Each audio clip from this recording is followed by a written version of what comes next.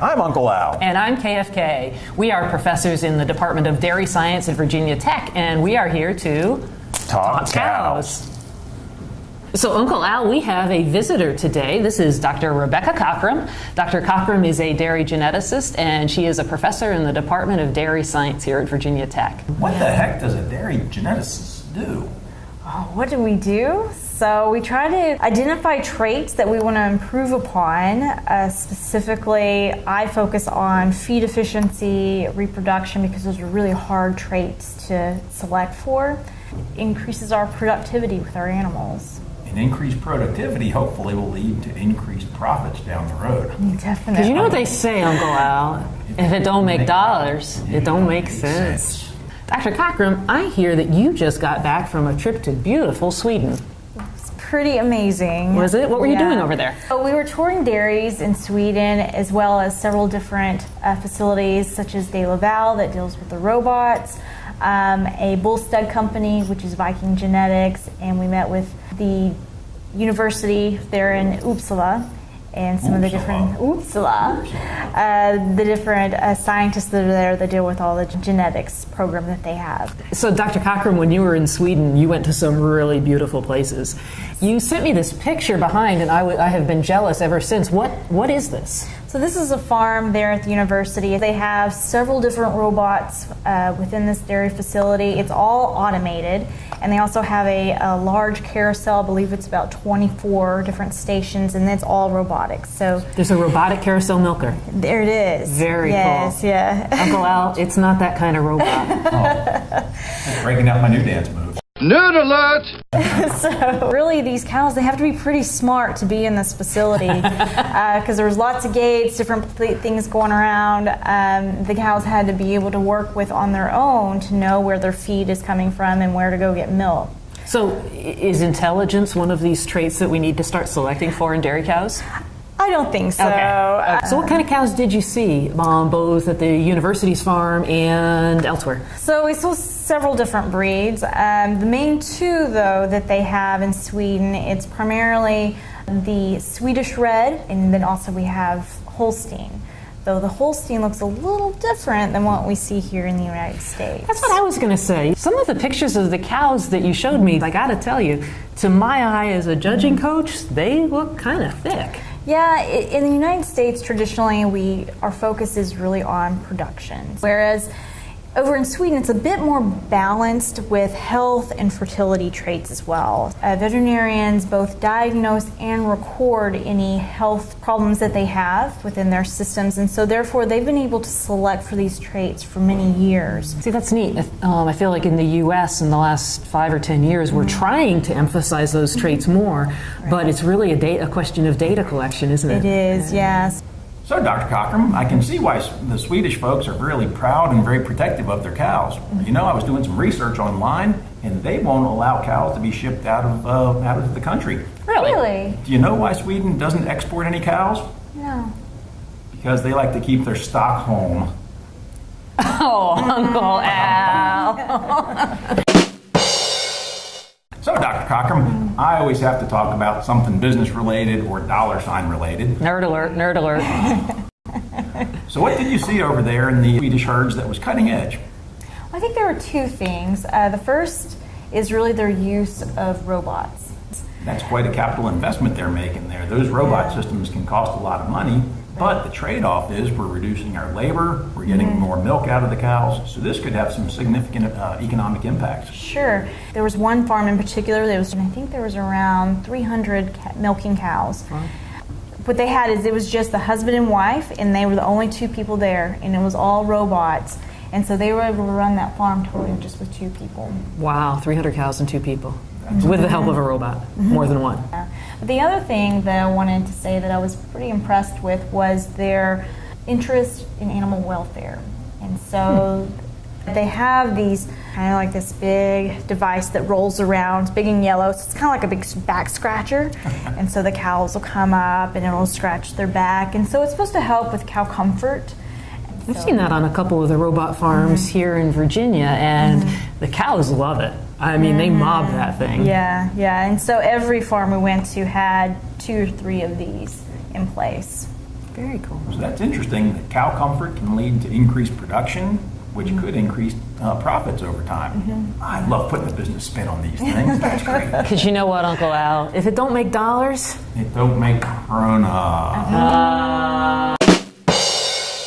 where did you stay? So one of the coolest places we stayed was actually a castle that was built in Awesome. the early 1500s. But it was an old castle, and so we were able to have a really nice dinner there. So the food was amazing. Lots of gravies on everything, very hearty meal. What was your favorite food over there? Oh, one of my favorite things that I had was the ox cheek. It was very tender. Like cheek? Like ox cheek? Cheek. Ooh, Yeah. very cool. Yeah. So it was very tender, like you would have with a roast, and had an amazing flavor to it. Cool. I don't know what to say to that. You know, Dr. Cochran, when I travel, I like to look at different kinds of food as well, and there's some really interesting things out there. In Scotland, there's some stuff called ecclefeckin, and there's haggis, and there's a bunch of other interesting foods. I think you just made that up, Uncle Al. I did not. But what was the most interesting or the strangest food that you saw? So for breakfast, they would always have boiled eggs. You could either get soft or hard boiled eggs. And on top of that, they would have this little tube, and they called it caviar, but it wasn't really caviar. It was just fish eggs. And so they would put fish eggs on their eggs. So Eggs topped with eggs. Wow. What a great way to start your day. It's better than Count Chocula, Uncle Al. I don't eat Count Chocula. Oh. Well, we really appreciate you joining us today. You have made us entirely jealous and added Sweden to my bucket list of places to go. yes. Thank you, Dr. Cochran. Thank you. Thank you, Dr. Cochran. So, Uncle Al, how's your cranium these days? What? Well, you always have all these really interesting facts stuffed in there, and I wondered if you had any you'd like to share. Well, you know, KFK, a lot of our students in the hallway discussions have centered on ice cream as their favorite dairy product. Can't blame them. How can you? I love ice cream myself. Anytime, Did you know it? anywhere, any place, any kind. Anytime now, can I start going? Yes, Uncle Al. Okay, well, thank you. Did you know it takes about 1.5 gallons of milk to make 1 gallon of ice cream? I feel like we should use all of the milk in the world and make ice cream out of it. That would be a lot of ice cream. That could combat global warming, couldn't it? Yes, it could. We just saved the world, KFK. But did you know an average cow produces enough milk to make roughly 1,800 gallons of ice cream per year? Isn't Outstanding. that just something? See, that just makes me appreciate cows all the more. I love cows. I learn more about cows every week. And cows love you. How can they not? I mean, look at this cranium. Actually, don't. It's kind of shiny. Uncle Al, you sure are smart. Do you have any more factoids for us? Well, you know, I found something really interesting just the other day. It wasn't on the internet, was it? But, yeah, so it has to be true. You know you believe everything on the internet. I do. I sure do. No, I checked all my sources on Okay. this on the internet and found out the very first cow to fly in a plane was Elm Farm Ollie back in February of 1930. Wow. You know what? She was also the first cow to be milked in an airplane. That's awesome. You know what that's doing? What's That's that? taking the dairy industry to new heights. Uncle Al. But as we look at it today, we can say, you know what? The dairy industry is sort of up in the air.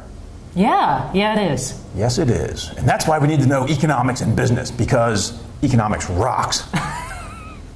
I'm pretty sure you're alone in that theory. I was really expecting a nerd alert there, to be honest with you. Nerd alert! So what else you got, Uncle Al? Well, you know, KFK, there's some pretty interesting information out there. I found out that it takes roughly 1 acre of corn silage to feed 1 cow for an entire year. That sounds about right. And that reminds me of something my father used to say. Okay. He used to say, what did the calf say to the silo? What did the calf say to the silo? I don't know, Uncle Al. Is my fodder in there? Uncle Al. So, Well, KFK, it sure was a lot of fun talking cows again. You know, you're right, Uncle Al. Let's do this again sometime. Well, I think we should. And until then, if it don't make dollars, it don't make sense.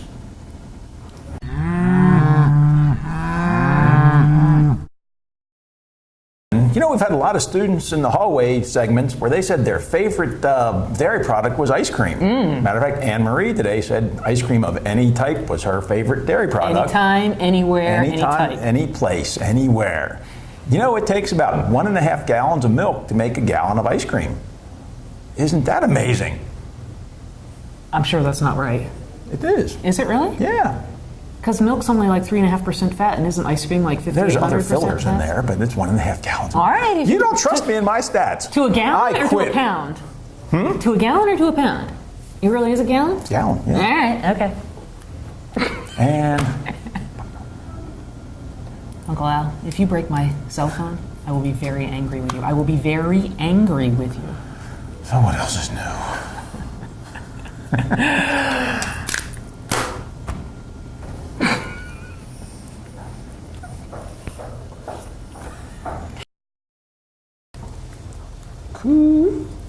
Coo-ee.